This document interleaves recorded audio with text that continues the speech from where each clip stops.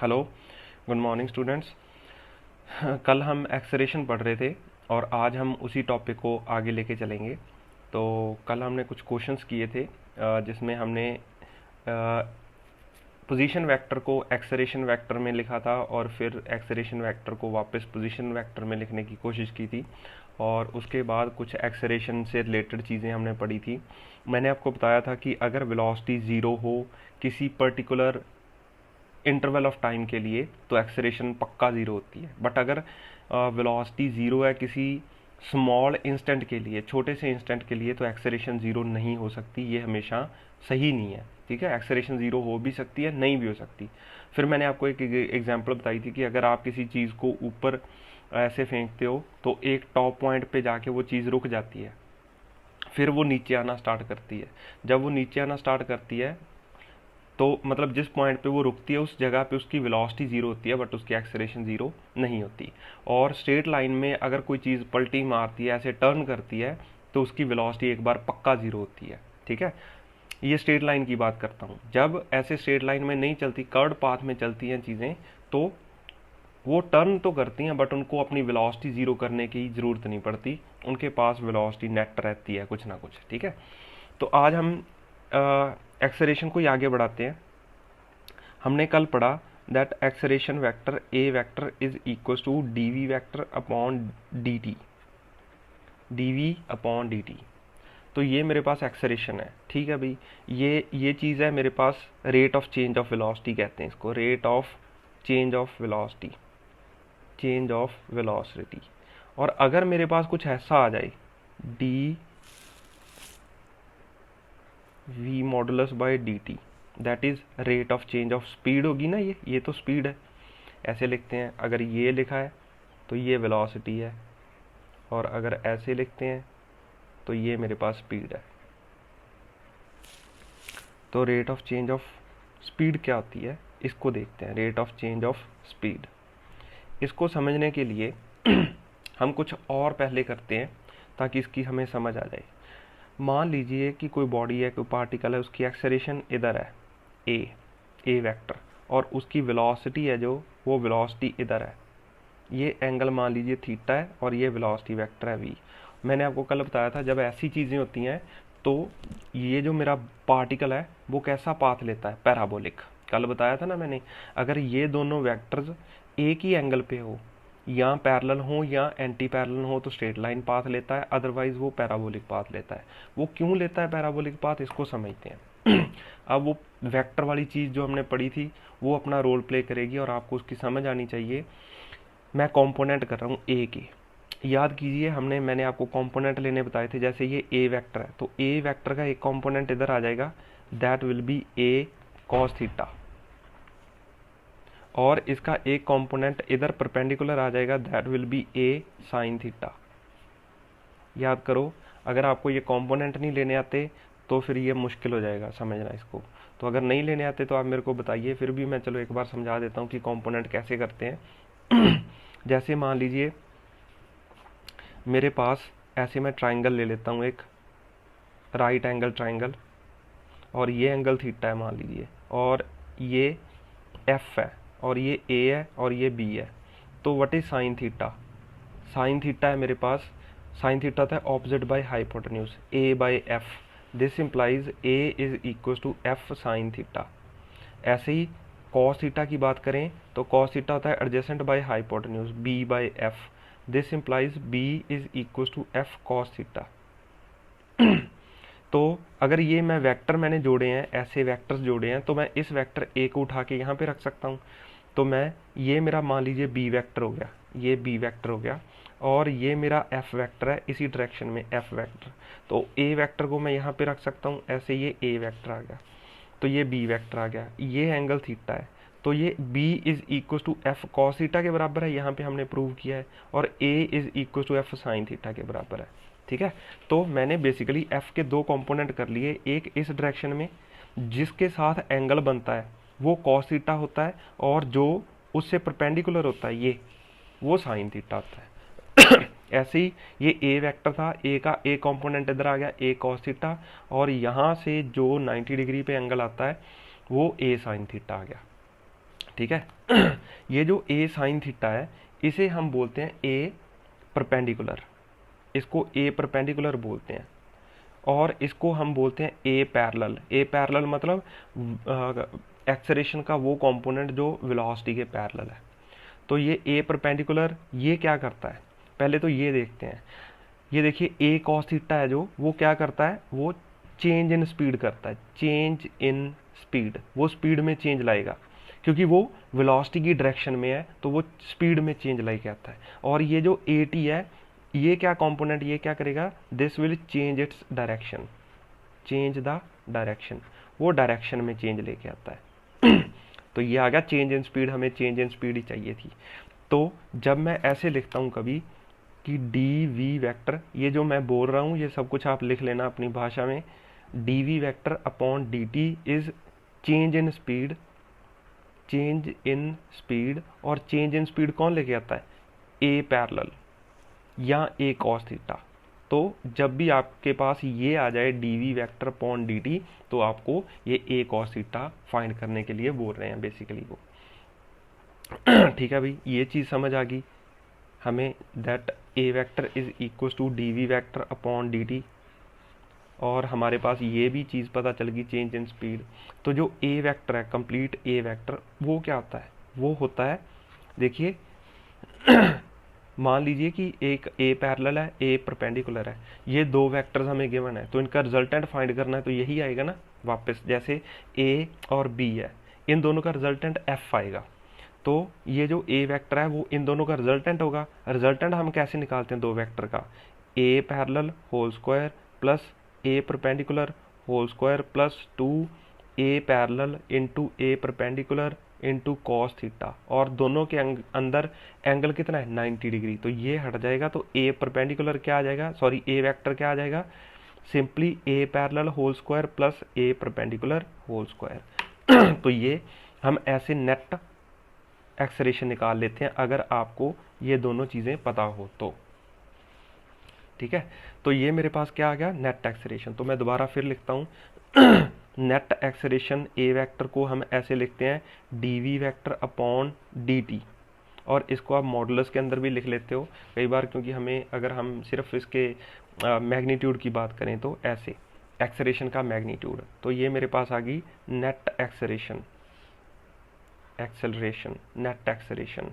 और अगर मेरे पास ऐसे लिखा है d v vector upon d t, ठीक है, तो ये मेरे पास होती है चेंज इन स्पीड। ये चेंज इन स्पीड की बात कर रहे हैं, rate of change of speed. और ये चीज़ है मेरे पास ए पैरेलल की बात करते हैं हम, ये ए पैरेलल फाइंड कर रहे हैं। होप आपको समझ आया होगा ये कॉन्सेप्ट।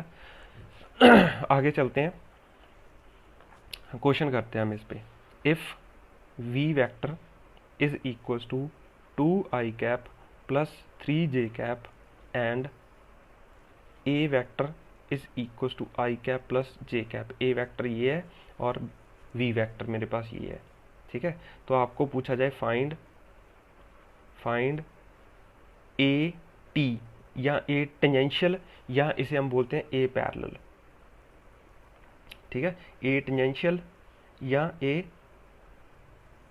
सॉरी टेंजेंशियल नहीं, ये होता है टेंजेंशियल, तो इसे आप ए टी भी बोलते हैं, ठीक है। ए टी, ए टेंजेंशियल, और ये ए पैरेलल है। आपको ए टी पता करना है, या ए परपेंडिकुलर लिख लेते हैं, कंफ्यूजन नहीं होगी।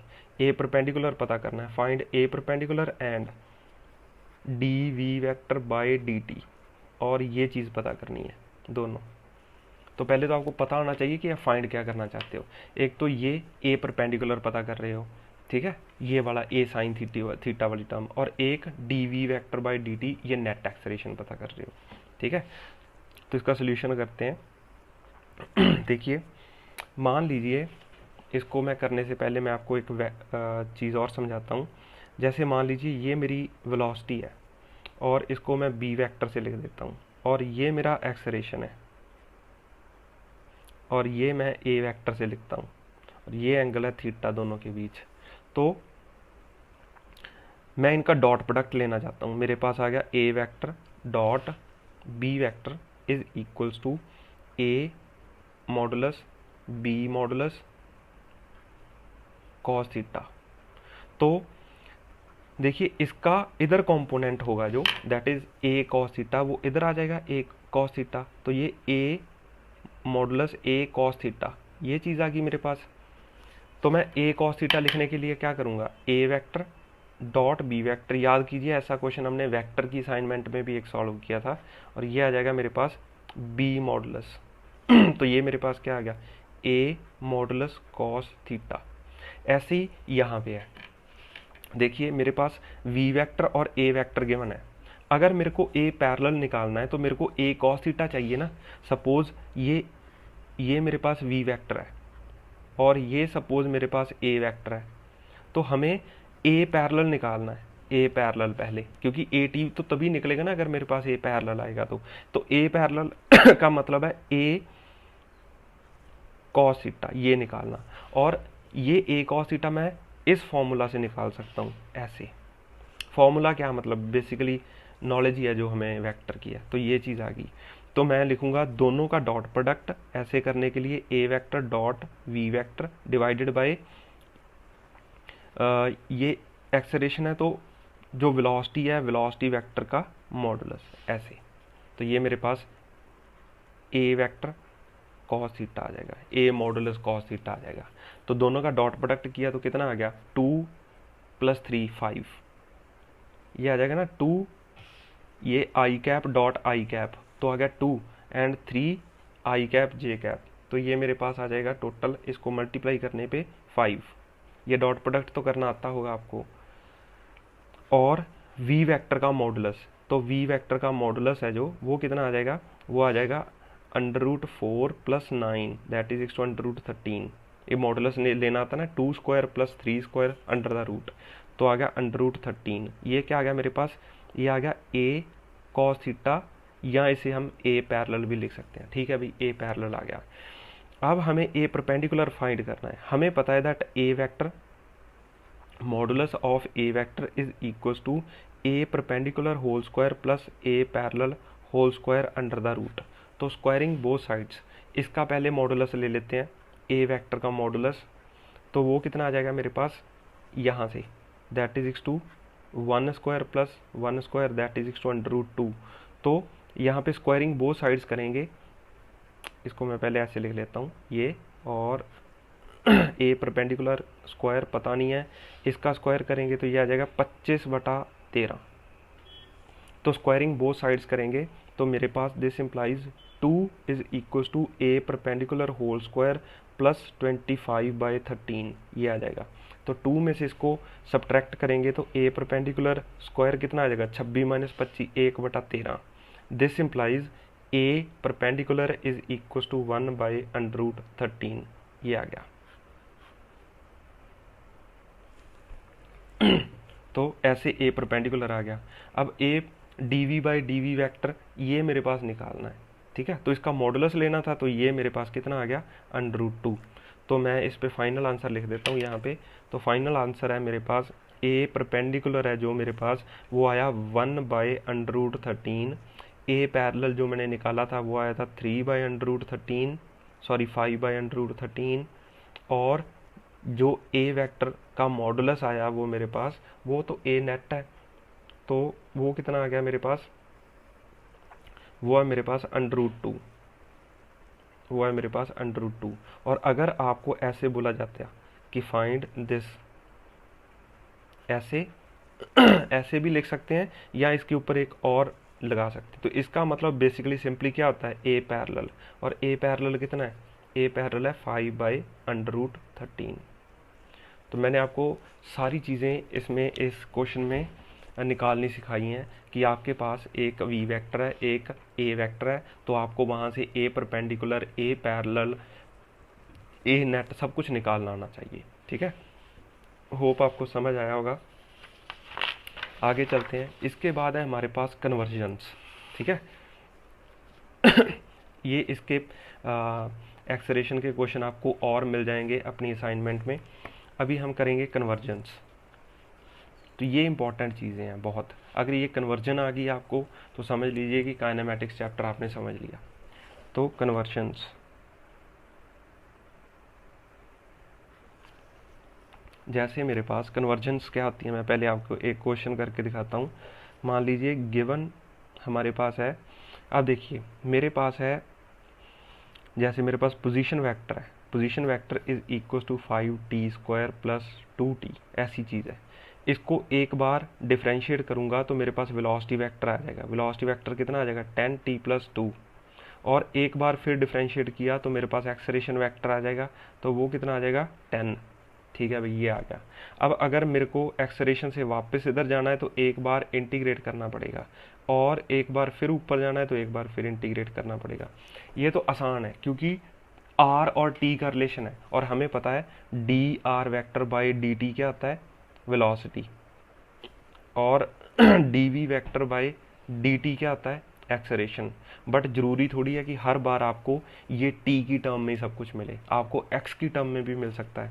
जैसे ये r is equal to r vector is equal to कुछ कुछ आपको वी की टर्म में मिल जाए, कुछ और किसी टर्म में मिल जाए, तो वहाँ पे इसको आगे पीछे करना मुश्किल होता है, वो हमें सीखना है कि कैसे करते हैं। Given that v is equal to 2x, अब वेलोसिटी टाइम की टर्म में नहीं है, जो वेलोसिटी है वो फंक्शन टाइम का नहीं है, वो फंक्शन है x का, और x है डिस्प्लेसमेंट। तो आपको फाइंड करना है, find a as a function of time t, इसे बोलते हैं a as a function of time t if x is equals to 2 at t is equals to 0, ये चीज़ क्या होना है। तो आपको ए टी में रिलेशन फाइंड करना है वी एक्स से। तो कैसे करें, सोल्यूशन देखिए इसको कैसे करते हैं। ये आपका दिमाग है, ये एक से ज़्यादा मेथड हो सकते हैं इसको करने के। तो velocity is equal to 2x, तो वेलोसिटी को मैं क्या लिख सकता हूँ, d x by d t is equal to 2x। Velocity को तो ऐसे लिख सकते हैं ना, ये v को, तो इसको मैं क्या लिख सकता हूँ यहाँ पे, d x is equal to 2x dt, और dx को मैं नीचे ले आता हूँ, तो मेरे पास आ गया dx upon x is equal to 2dt, और दोनों तरफ इंटीग्रेट कर लीजिए।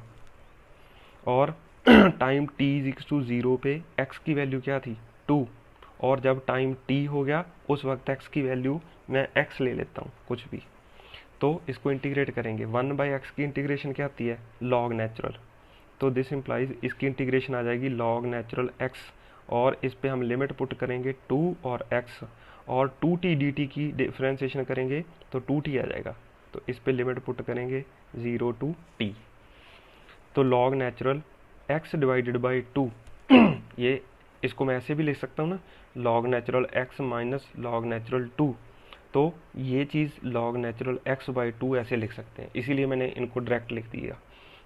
और ये मेरे पास आ गया 2t। अब taking anti log both sides, क्योंकि अब मेरे पास x और t में रिलेशन आ गया, इसको मैं 2 बार डिफ्रेंशिएट करूंगा तो a t में रिलेशन आ जाएगा। ठीक है, तो ये मेरा मेथड है। तो अब taking anti log both sides, taking anti log both sides, तो मेरे पास आ जाएगा x by 2 is equal to, जब मैं एंटी लॉग करता हूँ तो लॉग हट जाएगा और इधर e की पावर आ जाएगा, e race to power 2t, और x की वैल्यू क्या आ गई, 2e2t। अब मेरे पास xt में रिलेशन आ गया, जैसे यहाँ पे ये x मान लीजिए इसको और xt में रिलेशन था तो 2 बार डिफ्रेंशिएट करके मेरे पास at आ जाएगा। अब मैं इसको बना सकता हूँ।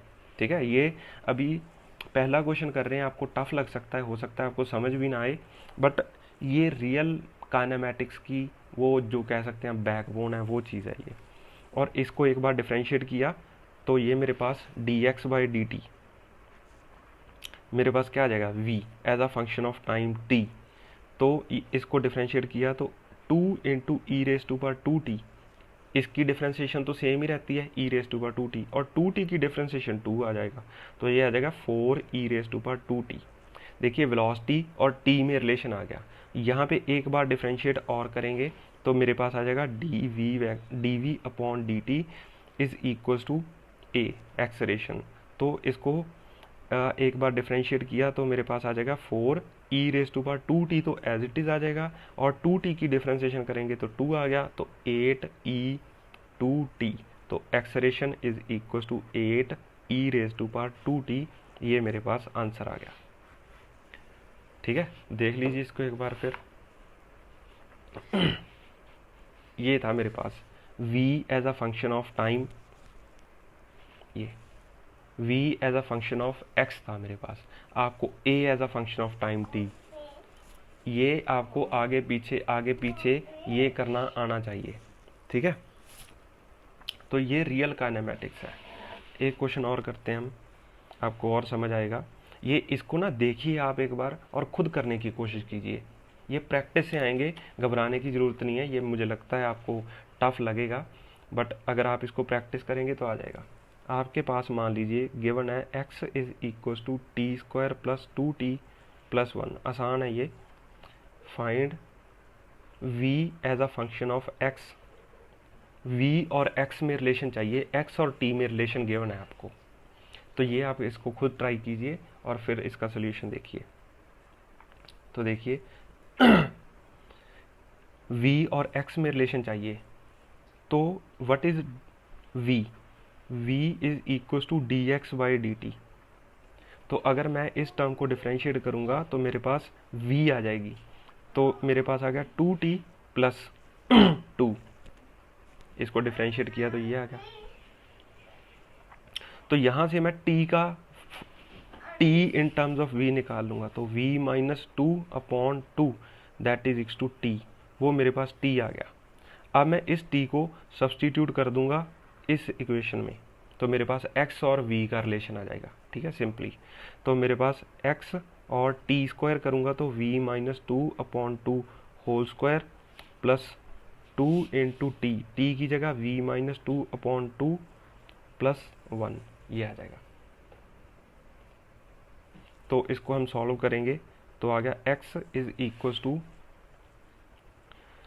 ये आ गया v² प्लस 4 माइनस 2 2 ज़र 4v/4 प्लस ये 2 ने 2 को मार लिया तो बच गया v-2 plus 1।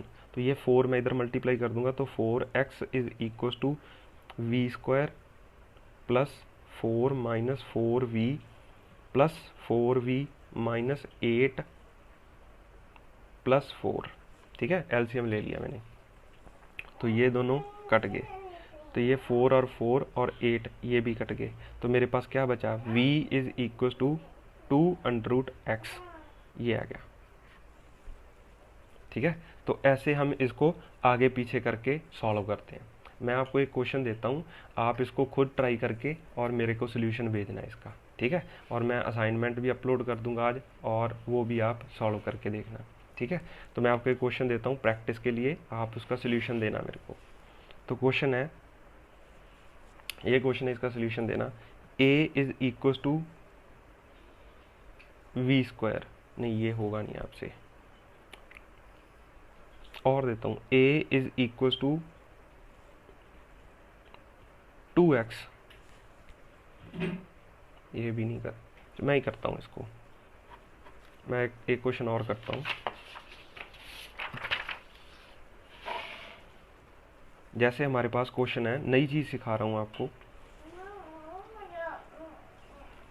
Acceleration is equal to v², suppose ये है, and at x is equal to 0 v is equal to 2 given था। फाइंड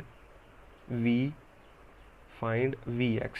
आपको v और x में रिलेशन बताना है, a और v में रिलेशन पता है। तो देखिए सॉल्यूशन देखिए इसका। हमें पता है दैट एक्सलेरेशन क्या होती है? एक्सलेरेशन होती है dv/dt। अगर मैं एक काम करूं, मैं इसको dx से मल्टीप्लाई और dx से डिवाइड करूं तो कोई फ़र्क नहीं पड़ता। अब ये dx/dt, इनको मैं थोड़ा सा रीअरेंज करता हूँ। dv/dx इंटू dx/dt, ये मैंने क्या किया, x वाली टर्म इधर कर दी, dt वाली इधर कर दी। तो व्हाट इज़ dx/dt? ये चीज़ क्या होती है? v। ये इसको मैं लिख सकता हूँ dv/dx इंटू v।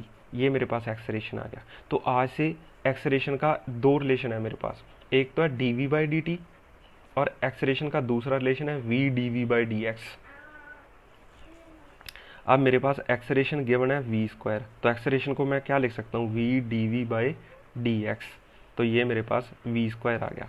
तो एक वी ने एक वी को मार लिया, तो d v is equal to v into d x ऐसे है। और इसको आप इंटीग्रेट करोगे और बोला गया जब x की वैल्यू, अच्छा इस v को नीचे लेके आना पड़ेगा क्योंकि x के साथ इसको इंटीग्रेट नहीं कर सकते। तो मेरे पास इस रिलेशन को मैं लिखूंगा d v by v is equal to d x, और दोनों तरफ इंटीग्रेट करेंगे। बस इन चीज़ों का छोटा छोटा ध्यान रखना है आपको, ठीक है। तो जब x की वैल्यू 0 थी, v की वैल्यू 2 थी, जब x की वैल्यू x होगी तो v की वैल्यू v होगी, क्योंकि मुझे v और x में रिलेशन चाहिए। अब कोई मुश्किल नहीं है, डी वी बाई वी इसकी इंटीग्रेशन होती है लॉग नेचुरल v, ठीक है। और इसमें हम लिमिट पुट करेंगे 2 टू v, और x की इंटीग्रेशन डी एक्स की, तो x आ गया 0 टू x, तो मेरे पास आ गया log natural v by 2 is equal to x, taking anti log both sides. तो मैं इसको लिख सकता हूँ v by 2 is equal to e raise to power x, this implies v is equal to 2 e raise to power x, ठीक है। तो ये मेरा दूसरा रिलेशन आ गया। मैंने आपको 3 क्वेश्चन करवाए कन्वर्जन वाले, कल हम और क्वेश्चन करेंगे कन्वर्जन पे ही, और आप इन तीनों क्वेश्चंस को खुद कोशिश करना सॉल्व करने की, एक बार देख के खुद कोशिश करना सॉल्व करने की। मैं आपको असाइनमेंट भेज दूंगा, आप उससे भी क्वेश्चन ट्राई कर सकते हो, ठीक है। Thank you.